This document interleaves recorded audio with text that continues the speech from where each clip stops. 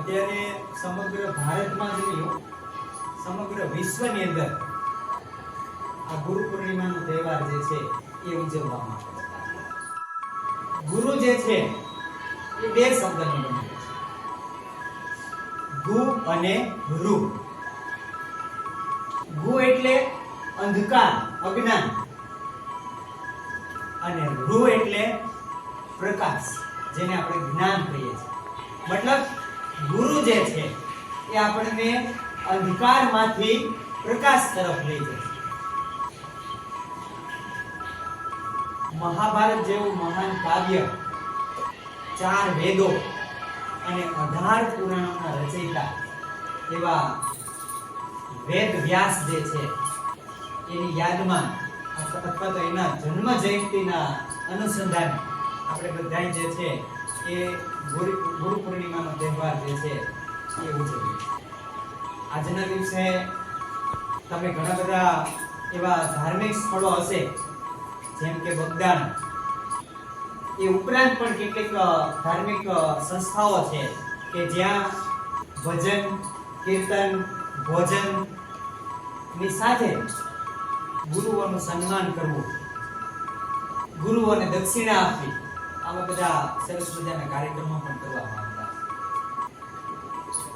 એકલવ્ય જેવો શિષ્ય કે જેનો કોઈ ગુરુ નથી, ભીલ જાતિનો વ્યક્તિ હતો, પણ પોતાની જાતે ગુરુ બનાવી અને સરસ મજાની શિક્ષા પ્રાપ્ત કરી અને અમર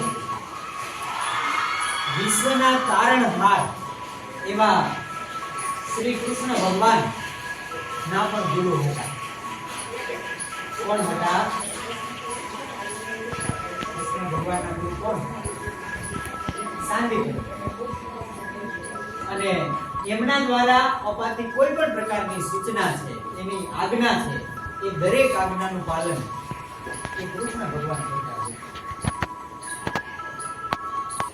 વેદોની અંદર સૌથી મોટા ગુરુ તરીકે માતા પિતાને ગણવામાં આવે છે, કારણ કે આપણને શીખવાડવાની શરૂઆત છે એ આપણા માતા પિતા કરે છે.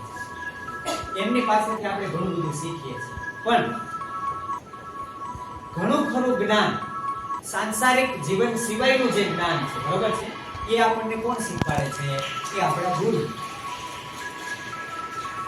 જે વ્યક્તિ ને ગુરુ નથી, આમ તો નથી એવું કહી જ ન શકાય, કારણ કે માતા પિતા એના ગુરુ જ છે, પણ આ જે આધ્યાત્મિક જીવન છે, એ આધ્યાત્મિક જીવન જીવવા માટે જે વ્યક્તિને ગુરુ નથી, એ વ્યક્તિ ક્યારેય જીવનમાં આગળ વધી શકતો નથી.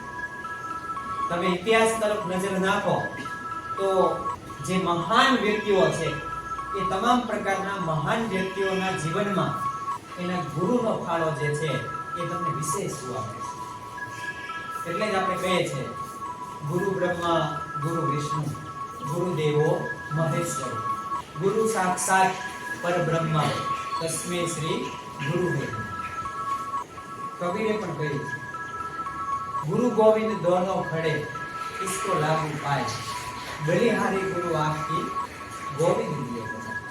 એટલે એક સામાન્ય માણસ છે, એને એવું લાગે છે કે ભાઈ મારે સૌથી પહેલા ઈશ્વરને નમન કરવું કે મારા ગુરુને નમન કરવું, ત્યારે ખુદ ભગવાન ગોવિંદ એટલે ભગવાન શ્રી કૃષ્ણ, બરાબર, એ એવું કહે છે કે સૌથી પહેલા તારે કોનું નમન કરવું જોઈએ? તારા ગુરુનું નમન કરવું. એક સરસ મજાની કારની વાર્તા પણ સાંભળી, એમાં એક ગુરુ છે, એના શિષ્યોને લઈ અને જંગલમાં જાય છે. આગળ વધતા એ શિષ્ય જે છે એક વૃક્ષને જોઈ અને પથરો મારે છે, તો એમાંથી સરસ મજાની કેરી જે છે એ નીચે પડે છે. પછી ગુરુ જે છે એ શિષ્યને પૂછે કે આમાંથી તમે શું શીખવા મળ્યું? તો એને સરસ મજાનો જવાબ આપ્યો કે આપણું જીવન છે ને એ આંબાના વૃક્ષ જેવું હોવું છે.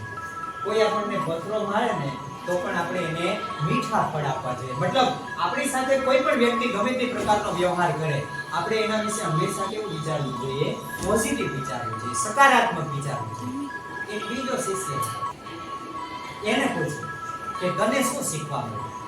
તો એને એવો જવાબ આપ્યો કે આ દુનિયા છે ને બહુ ખરાબ છે, અહીંયા તમે ડરાવો, ધમકાવો અને લાલ આંખ કરો ને તો જ લોકો તમારી વાત માને.